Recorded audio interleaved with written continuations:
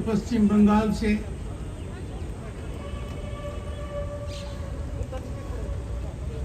साधु समाज का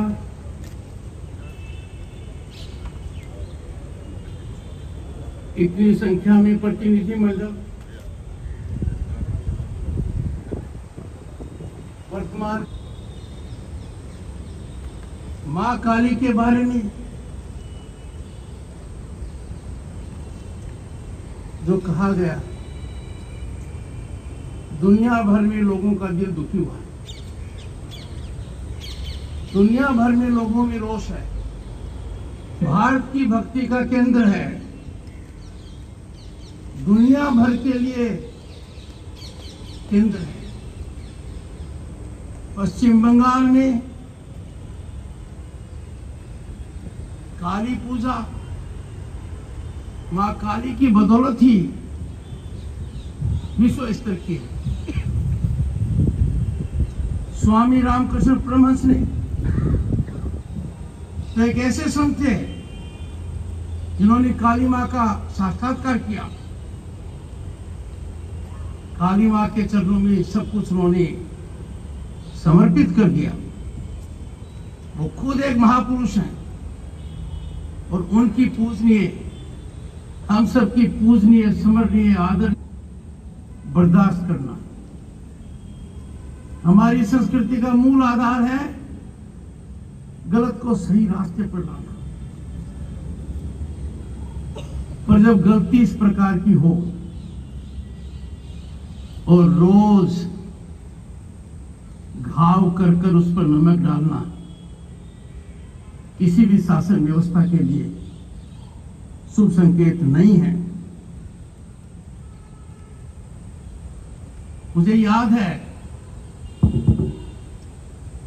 स्वामी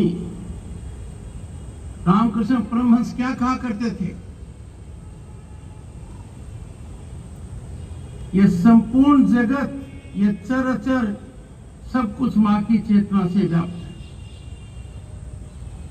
बच्चा हो चाहे बुजुर्ग, इसको महसूस करता रहा है, इसको अपने धड़कनों में महसूस करता है। मैं इस प्रकार के कुकृत्य का मेरे द्वारा ली गई शपथ को ध्यान में रखते हुए पुरजोर विरोध करता हूं। जो चेतना हमारी पश्चिम बंगाल की मां काली में दिखती है, इस चेतना के प्रति पूरा भारत नतमस्तक है। पूरा भारत आस्था रखता है, और जब आस्था इतनी पवित्र है, आस्था इतनी गहराई की है, बयानबाजी करना और उन पर अंकुश न लगना, परिवार का कोई सदस्य गड़बड़ हो प्रताड़ित किया जाता है, सुधार किया जाता है, और यदि अगर फिर भी जो कुछ मेरी आंखों के सामने हो रहा है, जिसमें सुधार के लिए मैं निरंतरता से कोशिश कर रहा हूं, यह तुष्टीकरण हमें ले डूबेगा। यह तुष्टीकरण हमारी नींद हराम कर देगा। यह तुष्टीकरण प्रजातांत्रिक व्यवस्था की जड़ों को खोखला कर देगा, और इस पूरे घटनाक्रम को एक तुष्टीकरण की दृष्टि से मैं आकलन कर रहा हूं। हमारी चेतना को यह चुनौती है, हमारी धार्मिक भावनाओं पर कुठाराघात है। ऐसे मामले में आवेश और आक्रोश का कोई स्थान नहीं है। साधु समाज और संतों से हम क्या ज्ञान लेते हैं? धैर्य, समझाइश। उसके बाद आप लोगों का एक रूप भी होता है, ताकि गलत को गलत कहा जाए दूसरी जो बड़ी बीमारी जो इस प्रकार के लक्षणों को जाहिर करती है वो ये है, एक विशेष वर्ग को ही मदद दी जाए, एक विशेष वर्ग को ही राहत दी जाए, एक विशेष वर्ग को ही आर्थिक ताकत दी जाए।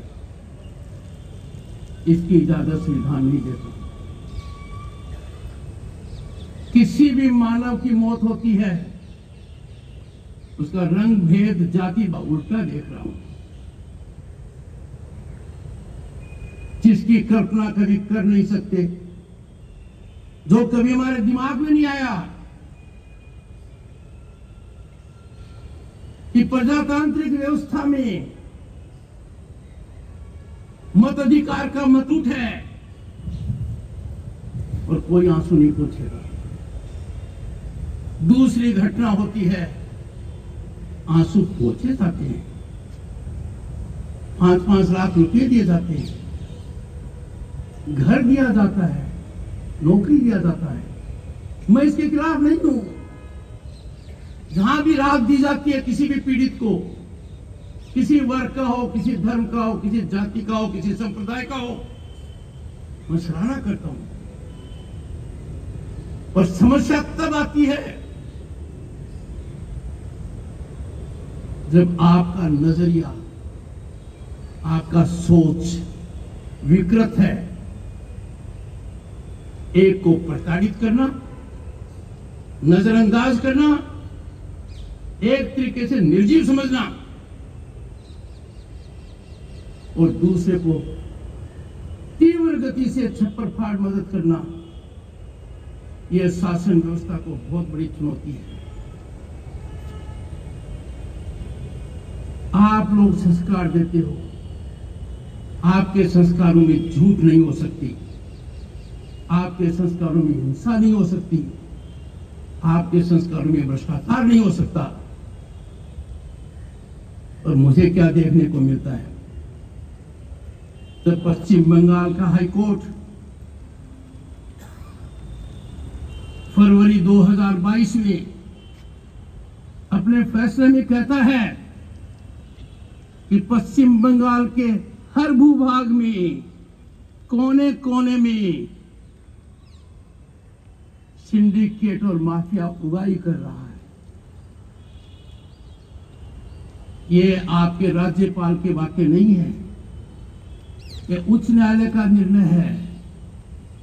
ये हमारी व्यवस्था को चरमराता है और इस प्रकार की प्रवृत्तियों को जन्म देता है।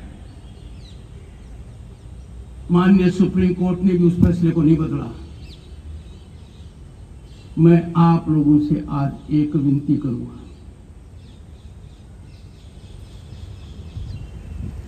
आपका कर्तव्य समाज को देना है जो निरंतरता से दे रहे हैं। आजादी का अमृत महोत्सव है, देश के इतिहास में ये बहुत बड़ी घड़ी है।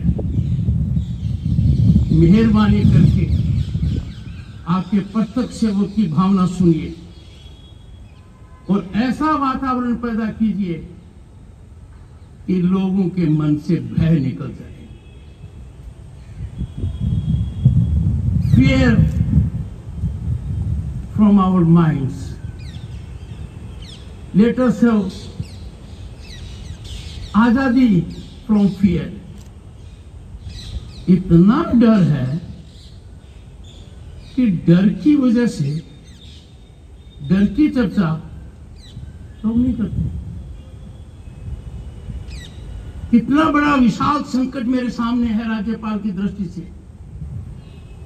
कि जिस बात की जानकारी सबको है, सबके मन में है, ओपन सीक्रेट है, उसकी कानाफूसी करते हुए डर लगता है। भारत की आजादी में, समाज की चेतना में साधु संतों का योगदान सराहनीय रहा है। मार्गदर्शक रहा है, प्रेरणादायक रहा है। मैं आपकी संख्या 200 साधु संतों की नहीं मान रहा। आप प्रतिनिधित्व करते हैं, पश्चिम बंगाल की हर भूमि का प्रतिनिधित्व कर रहे हैं। जब आपका अनुरोध आया तो मेरे मन में बड़ी पीड़ा हुई कि हम ऐसी जगह पहुंच गए ना साधु संतों को इस प्रकार के प्रतिनिधि मंडल में आकर राज्यपाल को यह बताना पड़ेगा कि जिनको हम इष्ट मानते हैं, जिनका दुनियावी प्रभाव है, जिनकी कृपा है, उनके बारे में कोई कुछ भी कह देगा, आप कब बोलोगे? ऐसी परिस्थिति में समाज का एक बड़ा वर्ग डर या भय से यदि अगर चुप रहता है, मुखर नहीं होता है, तो मैं इसको समाज के प्रति बहुत बड़ा अनादर मानता हूं। मैं इसको मानवता के श्रेष्ठ सिद्धांतों के अनुकूल नहीं मानता। हमें बोलने का अधिकार है। जब तक बोलोगे नहीं, सशक्त तरीके से बात को नहीं कहोगे,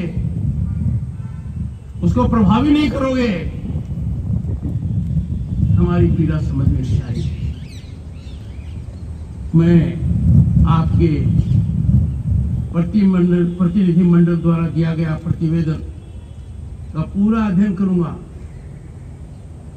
और जो कुछ कानूनी रूप से मेरे दायरे में है वो निश्चित करूंगा। जो मेरे सामाजिक दायरे में है वो भी करूंगा। जो मेरे आचरण में होना चाहिए वो भी मैं करूंगा। और आप लोगों को यही कहूंगा, जन चेतना, जन जागरण, भय मुक्त होना, लोगों को भय मुक्त करना, लोगों को महसूस कराना। हम दुनिया के उस भाग में हैं, हम भारत मां की भूमि पर हैं जिन्होंने हजारों साल तक दुनिया को एक दृष्टि दी है, और हम दोबारा ये स्थान प्राप्त करने के लिए बड़ी तेज गति से आगे बढ़ रहे हैं। ये निश्चित होगा। आप बोलोगे, आप चिंता व्यक्त करोगे तो समाज में हिंसा और असत्य दोनों पर कुठाराघात होगा। मैं मानकर चलता हूं, सूरत में बेहिचक होकर मैं मेरी शपथ का निर्वहन करूंगा, पर उसमें इस इतने बड़े हवन में आपकी आहुति सबसे ज्यादा महत्वपूर्ण होगी। नमस्कार।